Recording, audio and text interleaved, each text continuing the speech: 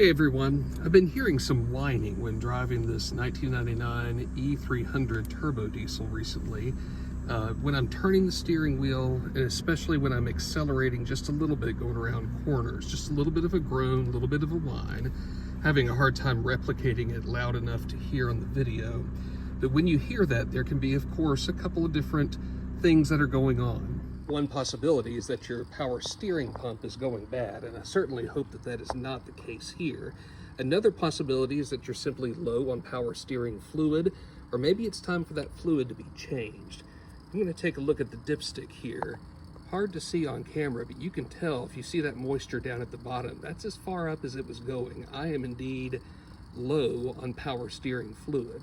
I've not seen any fluid leaking, so I'm not quite sure if it's escaping somewhere just yet, but I am going to go ahead and change the fluid, get it topped off, and I'll show you how I'm going to go about doing that. I'm not saying that this is the best method or the only method, but for the equipment that I have or don't have, this is the method I'm going to follow. I looked up a fluid that should work with this specific car, and I got plenty of it. One reason I did that, and one reason I don't just want to top it off, but actually want to change the fluid, is that the fluids in that car have been in there for about 4 years or so. I've owned it for about 3 years, and I don't know what kind of fluid, what brand, whether it was synthetic, was put in there before I purchased the car.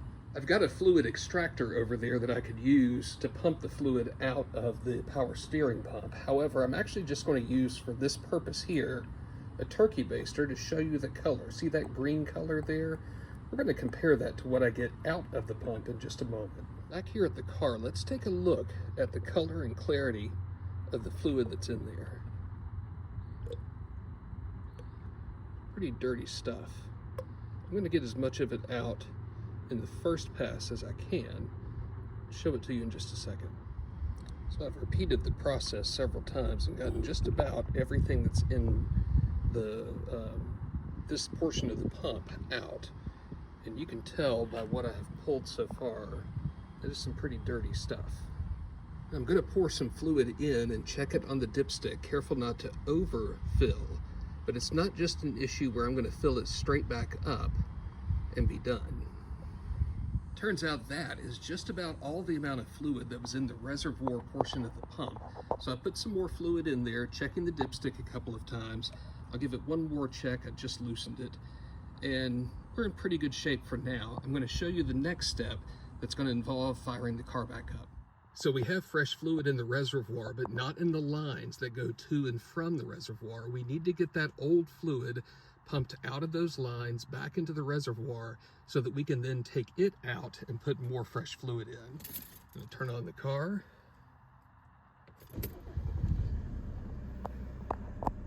Turn the steering wheel lock to lock. I'll do this a few times. All right. Now we are just about ready to go back out there and remove the fluid that has now been moved back into the reservoir itself. So what I'm doing here is essentially suctioning out the old fluid that was in those lines.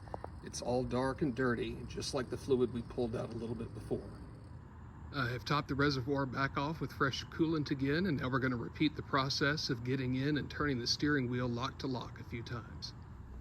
I'm already noticing, even just sitting here, how much easier the wheel is turning than it had been earlier. So the question is, was all that enough? Or if I suck out some more of the fluid here, is it still going to be dirty? Well, when I check the color as I'm putting it back in, it is certainly cleaner than it was last time. At least it is to my eye. Not sure how well you can see through the camera, but it's not clean enough. So we're going to do that one more time. Got it filled back up. Getting back in the car to turn the wheel lock to lock. And around we go. Now as I check that fluid color, it's getting greener and greener. Still going to pump a little more out, put a little more in. There we have it. I'm getting the green that I want as it starts to drain back out. Now, does this mean the whole whining problem is going to be completely solved? Maybe, maybe not. I'm gonna check, make sure that I've got it up to the max full for a warm engine. And then after that, we're gonna be done with at least this first part. We'll take it out on the road, see how it does. All right, the groan is gone. The steering wheel's turning a bit lighter, which I was hoping for. I believe we are in good shape. Last thing I'm gonna do now is check on the dipstick underneath the cap here again. Make sure that we've still got a good amount after driving the car around a bit. And you can see it's actually a bit low after sucking some of the additional fluid through the system. So I'm going to top it off a bit more. Just a bit more in there. I got the fluid up to max, got the car pulled back in, and it is ready to go. And we've got some other projects coming up soon. We have quite a fleet of old vehicles here at the house. Cadillac belongs to my brother-in-law.